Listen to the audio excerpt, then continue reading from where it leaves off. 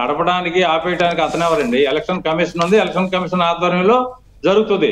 అతను ఎలా ఆపగలుగుతాడంటే బీజేపీ సహకారంతో ఏమైనా ఆపగలిగితే ఆపగలగాలి. దొంగ నాటకాలు ఆడుతున్నారు కాబట్టి, ట్రయాంగిల్ ఫైట్ లో ఉన్నారు కాబట్టి వాళ్ళు ట్రయాంగిల్ లవ్ లో ఉన్నారు కదా బీజేపీ వారు. ఆ ప్రకారం ఏమన్నా ఆపడానికి ప్రయత్నించారు. బస్సు యాత్రకు పర్మిషన్ లేదని ఆపగలిగారా? అధికారులు వచ్చి ఎలక్షన్ కమిషన్ పర్మిషన్ ఇచ్చినా స్థానిక అధికారులు ఆపడానికి ప్రయత్నించారు. ఏమైంది? ఆపగలిగారా? ఆపటం అనేది జరగదు. ఆ రోజున ఏం జరిగింది? 5 సంవత్సరాల నాడు ఎలక్షన్ కోడ్ ఉండగా హత్య జరిగితే నారాసుర వధ అని చెప్పి పేపర్ల నిండా వేసి జనాన్ని నమ్మించారు. అందరూ అగమ్య గోచరం అయిపోయారు. అసలు ఏం జరిగిందో అర్థం కాని పరిస్థితి. ఇందాక విద్యాసాగర్ గారు చెప్పినట్టు ఇలా కూడా జరుగుద్దా, ఇది జరిగిందా అని అసలు ఎలా జరిగిందో కూడా తెలియని పరిస్థితుల్లో ఆ రోజున సింపతి గెయిన్ చేశాడు, ఓట్లు తీసుకున్నాడు. ఈ రోజు అదే బూమరాంగ్ అవుద్ది. అదే వివేకానంద రెడ్డి గారి దారుణ హత్య దుర్మార్గం ఏదైతే ఉందో రాయలసీమలో కర్నూలులో అవినాష్ రెడ్డి అనుచరులను, మీడియా వాళ్ళని, పోలీసులను ఎట్లా వెంటాడారు? యువగణం పాదయాత్రలో ఎలా ఉక్కిరిబిక్కిరి చేశారు? అందరినీ వెంటాడి వేధించి. వారాహికి ఇబ్బందులే. చంద్రబాబు గారు వెళ్తే రాళ్ళేస్తారు కాన్వాయ్ మీద. మీది సొంత చెల్లెలు, ఇప్పుడు నువ్వే హంతకుడివి అంటే ఎయిరా ఊరుకుంటారా? చొత్త ఏమనండి. ఇప్పుడు వారాహిని ఆపినా, చంద్రబాబు గారిని ఆపినా మరి వాళ్ళకి సిగ్గుండాలి.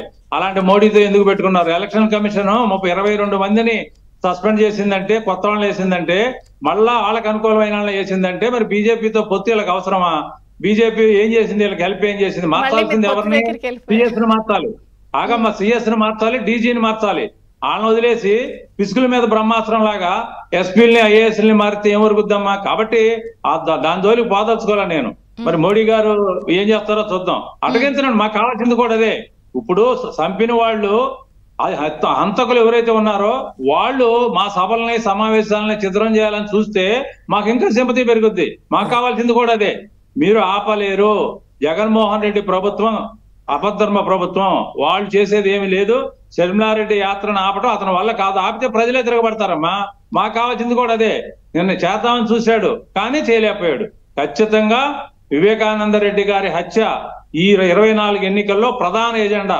10 పాయింట్లు జగన్మోహన్ రెడ్డి ఓడిపోవడానికి ఉంటే ఇది మొదటి పాయింట్. ఖచ్చితంగా మొదటి పాయింట్. రాయలసీమకి అయితే 10 పాయింట్లు అదే. ఇప్పుడు జగన్ గారి మీద సునీతనే పెడతారా అయితే పోటీకి? ఏమండి, జగన్ గారి మీద సునీతనే పెడుతున్నారా పోటీకి? ఖచ్చితంగా పెడతాం. ఎందుకు పెట్టాం? సునీత గారు ఎంత మెజారిటీ గెలవచ్చు? ఒక రాజకీయ పార్టీగా గెలవాలని కోరుకుంటామండి. పుల్లారావు గారు విశ్లేషకులుగా ఆయన ఎన్ని చెప్పినా పెద్ద ఆయన ఎదురు చెప్పలే గాని, ఆయన 5 ఏళ్ళు అయిపోయింది, 6 ఏళ్ళు అయిపోయింది. 6 ఏళ్ళు అయిపోయినా చంపిన మాట నిజం కదా. అప్పుడు చంపింది ఎవరో తెలియదు, వేరే వాళ్ళ మీద తోసారు. రాజనారాయణ రెడ్డి మీద, చంద్రబాబు నాయుడు మీద.